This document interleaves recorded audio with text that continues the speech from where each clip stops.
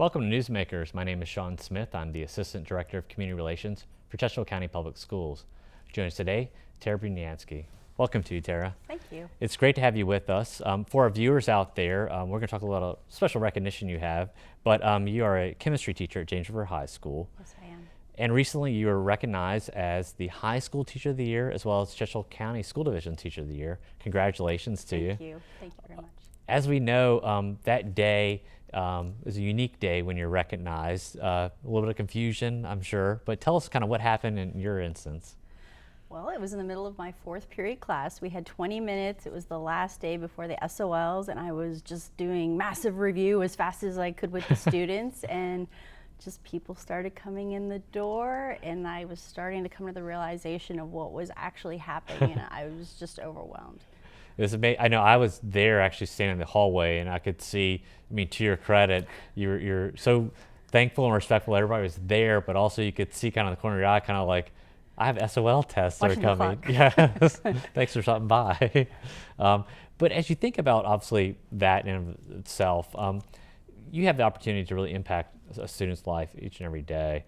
What has been kind of the response that you've had as you've had students come through your class and then obviously you interact with them years down the road? Right. What kind of response do you hear from them? I love hearing from them that when they go to college and they study chemistry that I've prepared them well. To me, that's the most meaningful thing, whether they major in chemistry or they're just taking it as one of their electives. Having known that I've done my job well is the most meaningful thing. And if they do go into science, then that's even better for me. I tell my students that my goal would be someday for have one of my students win the Nobel Prize. Yeah. Would be like the most amazing achievement. Now for you, how did you really get involved with teaching? My mother was a teacher, and while I was going to college and majoring in physics, then I would volunteer in her classroom. And after I graduated and did some other smaller jobs not related to education, then I decided to actually pursue teaching. And from the classroom perspective, you know, we've talked before about a number of teachers, they have a particular style, and Chesterfield has kind of moved towards project-based learning. Mm-hmm. Tell us a little about your style and how, you know, some changes have happened in the school division, how it impacts your classroom. I find the style I use the most is blended learning. I've been doing blended learning since before blended learning was an actual term, having the students prepare in some way before they come to class so that I can maximize my time with them by making it as student-centered and engaging and hands-on as possible. And what has been really the response from students? Because you're, in Chesterfield perspective, blended learning is what the division has truly embraced, but you're technically ahead of the curve, really. Right. I find that I can do my job much more efficiently by having them do some prep work ahead of time, and I can make it more exciting for them.